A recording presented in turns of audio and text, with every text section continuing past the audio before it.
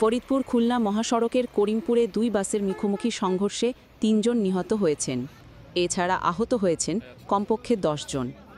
বৃহস্পতিবার সকাল ১০টার দিকে এই দুর্ঘটনা ঘটে।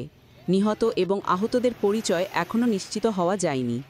প্রত্যক্ষদর্শীরা জানান, সকালে সদর উপজেলার করিমপুর নামক স্থানে চুয়াডাঙ্গা থেকে ছেড়ে আসা ঢাকাগামী রয়্যাল পরিবহনের সঙ্গে ফরিদপুর থেকে মাগুরাগামী ছেড়ে আসা একটি লোকাল বাসের সাথে মুখোমুখি সংঘর্ষ হয়। এই সময় ঘটনাস্থলেই লোকাল বাসের ৩ যাত্রী নিহত হন, আর এই ঘটনায় ২ বাসের ১০ জন যাত্রী আহত হন।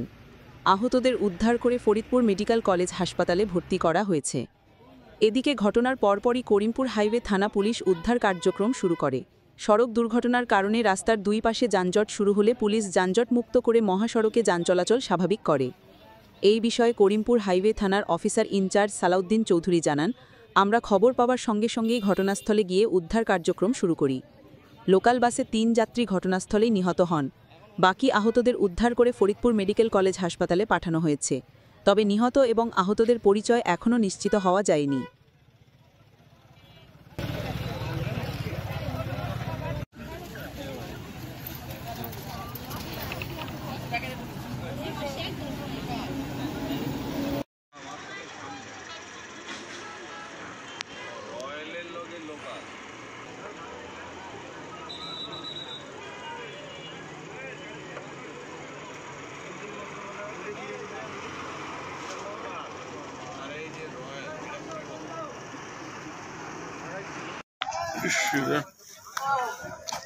বন্ধুরা, এইমাত্র এই গাড়ির অ্যাক্সিডেন্ট করছে, দেখেন। রে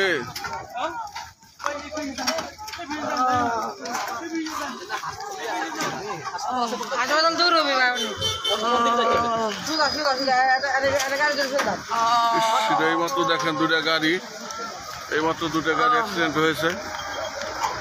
এটা কোন এলাকা?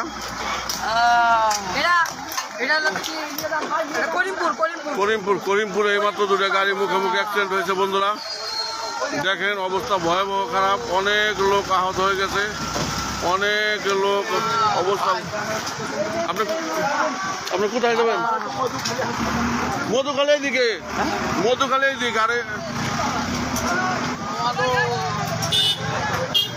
অবস্থা।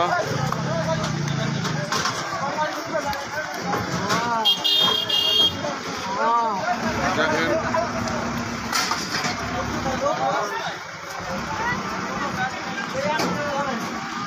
ব্যাপারটার অবস্থা ভয়াবহ খারাপ। দেখেন বন্ধুরা,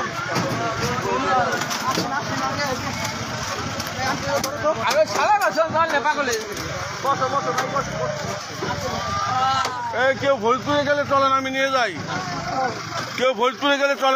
যাই।